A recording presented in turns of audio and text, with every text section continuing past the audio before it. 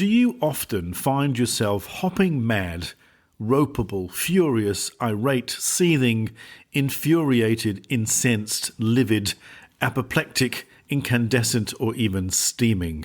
Well, right now, as you listen, you're in the right place. But it is time to listen to and understand your anger. In the book Emotional Intelligence by Daniel Goleman, he describes how anger causes blood to flow to our hands, making it easier for us to strike an enemy or hold a weapon, God forbid.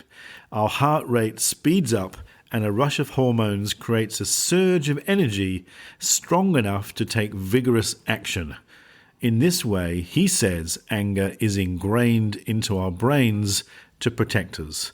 So what else do you know about the feelings and thoughts lurking underneath anger? In this episode, which is part 2 of the one about anger, we take a look at a technique to help you make sense of what's lurking underneath your anger, how to calm the farm and decrease the power of anger, and what to look out for in particular to determine if you need some more help. Welcome to Man Talk, a podcast of real conversations about life, your life, our life, and the emotional well-being of men. My name is Howard Todd-Collins. I'm a psychotherapist, consultant, and coach, and founder and host of Man Talk. So sit back, relax, take a breath, and join me for this latest episode of Man Talk.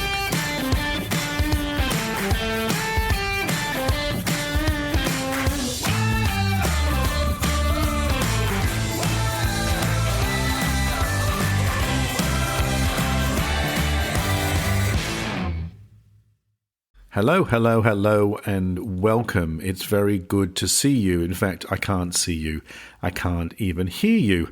You can hear me. It's a bit one way, this, isn't it, really, in a way? But anyway, please let me know how you're listening or where you're listening from, and some feedback about the podcast would be wonderful to hear. You can make contact with me via my Instagram account or Facebook, or in fact just email me at hello@mantalk.com.au. It would be lovely to hear from you, just to hear more about what you're experiencing from this podcast and maybe some new ideas moving forward. Now, this particular podcast, or this episode rather, is part 2 of the one about anger. If you've not had the listening pleasure of part 1, maybe go back and have a listen, but you can still listen to this one first. In the first part, we discussed, well, basically your relationship with anger, how men mask their anger, the 5 destructive types of anger, and significantly and most importantly, a positive view of anger, and some of the first steps to managing your anger by identifying what triggers you. Now, a significant part of getting a handle on anger is also to understand what's underneath it. Now, that's a strange idea. Chances are, though, that there are other feelings or thoughts or ideas or assumptions that are lurking, and your anger is simply getting in the way. Now, a useful metaphor when it comes to checking in with other feelings underneath anger is that of an iceberg. Now, you may be familiar with this concept. The anger iceberg concept was created by some very clever people over in the USA at the Goleman Institute. I'll leave some links in the show notes. And they describe anger like an iceberg. Now, I've never actually seen an iceberg in real life, except maybe on the movies. Titanic comes to mind. But essentially, an iceberg shows 10% of its peak sticking out of the water, with 90% of it submerged underneath the water line. So if you imagine an anger iceberg where the anger feelings sit above the water line, that's that 10% area, the anger feelings are also shielding other underlying feelings, thoughts and experiences that are actually submerged from your awareness in the 90% below the surface. So in some ways, anger can be a protective mechanism from these other difficult feelings. So what kind of feelings could possibly be submerged underneath?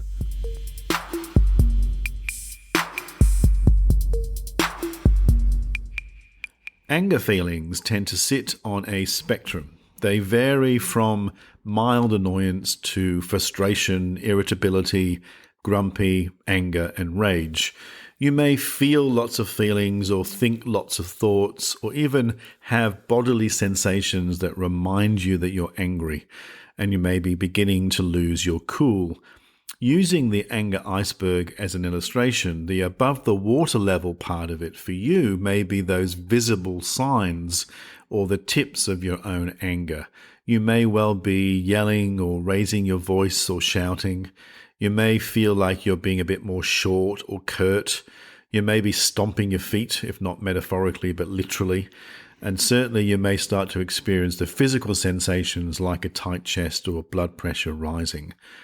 And within those moments, what's beneath the surface will not always be that clear, but there will be other emotions in the mix, like frustration, but also hopelessness, disappointment, pain, jealousy, loneliness, and even fear.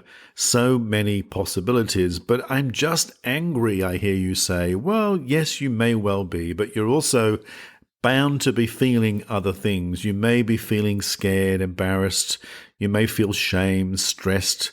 You may feel like you're being attacked or rejected or helpless, even guilty, envious, offended, worried, and even deeply insecure. Rarely is anger a stand-alone emotion.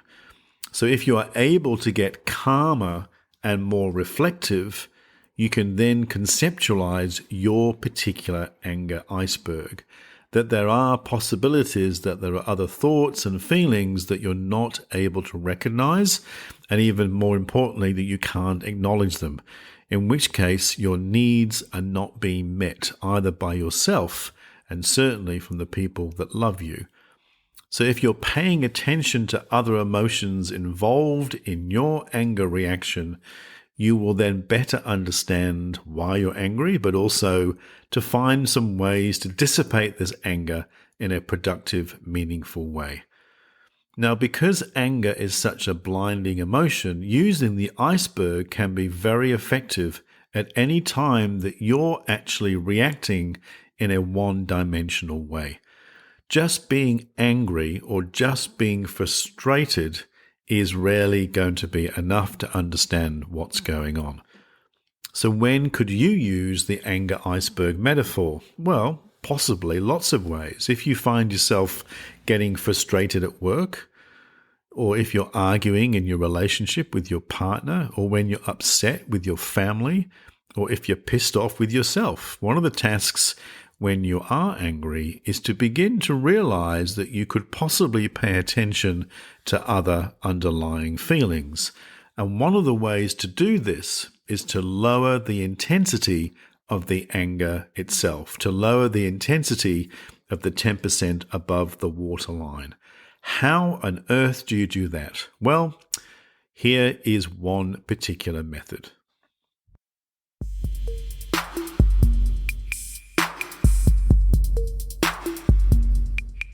What do you think anger needs? In general, anger needs calming, diffusing, and decreasing in intensity. Now, remember, anger is also about lots of feelings like frustration, irritability, annoyance, anger, and rage.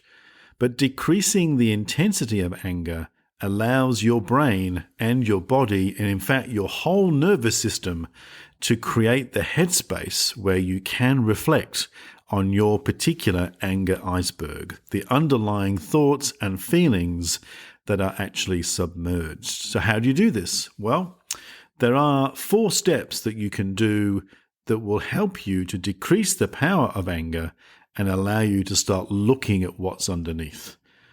The 4 steps are the following. The first one is to breathe. Second one is to observe. The third one is to allow your experience to be there. And the fourth one is to focus. So let me explain them in more detail. Now, the first one is to breathe. Your breath is your anchor point. Slowing your breathing and your nervous system will love you for it. This step actually involves you inhaling through your nose for 4 counts, holding your breath for 7, and a long exhalation out of your mouth for 8. And you do this 3 times slowly. Inhale for 4, hold for 7, exhale for 8. And you focus on your long exhalation of the breath. And the reason why slowing your breathing down works so well is your whole body and your mind and your brain and your nervous system begins to regulate and calm. That's the first step, to breathe and to know how to breathe really well. The second step, once you've done your 3 of these kind of breathing techniques, the second step is to observe and to ask yourself the question, where are my feelings? Are they in my head? Lots of thoughts, lots of ideas, lots of sensations in your mind? Or are they in my body? Or maybe they are both. So observing is to start to noticing your experience by asking yourself the question, where are my feelings? Where are my experiences the most, in my head or in my body? The third step is to allow your experience to be there, to consider, in fact, that there are other feelings going on underneath your anger.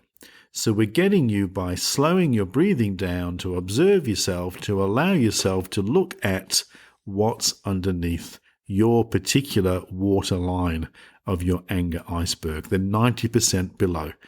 And you can use the image of the anger iceberg that's in the show notes if it will help you to conceptualize what you're doing in this third step. Now, allowing yourself to experience everything means you have to accept your other feelings. Acceptance, psychologically, is not about liking what you're feeling. It's just acknowledging them, normalizing them, and allowing them to be there without getting caught up in judging them or judging yourself or judging others. And the fourth step is to stay focused on the first 3 steps, to focus on slowing your breathing, observing by asking yourself the question, and allowing yourself to experience whatever you're experiencing. So these are the 4 steps that will help you to actually calm everything down. It's an important part of your psychological growth that you can control your own emotions. It'll be more realistic that you recognize feelings and thoughts under your anger when you slow down enough to be able to reflect clearly.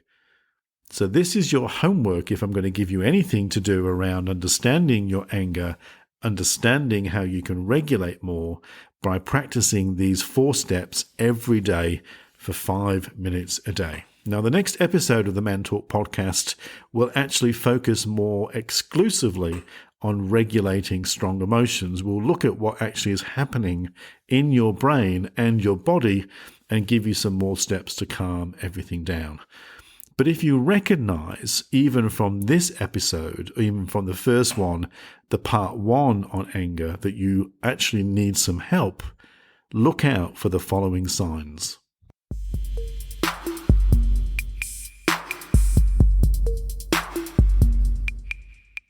Anger and all the associated feelings can be relatively easy to recognize. However, the following signs are important markers for getting some help. So maybe take some notice. If you're feeling angry, tense, or frustrated most of the time, or you're losing your temper over relatively small, innocuous things, or those close to you are concerned about your anger and they may be fearful when you're getting angry, or your temper impacts on your home life and your work life, or you're feeling out of control, or you're internalizing lots and lots of thoughts and feelings that simply aren't being expressed or even addressed, or you're struggling to slow down in your life, or even allowing yourself the time and the space to self-reflect. So you may need to explore and identify some of the true causes of what makes you angry. What are your particular triggers? And you may need to learn some more strategies and techniques to manage your emotional life better so they don't impact on you and those people around you, which will, of course, all of which will improve your communication skills. So if you want to know more or learn more about how you do control your emotions, go and seek out some help. If you're in Australia, my details are in the show notes.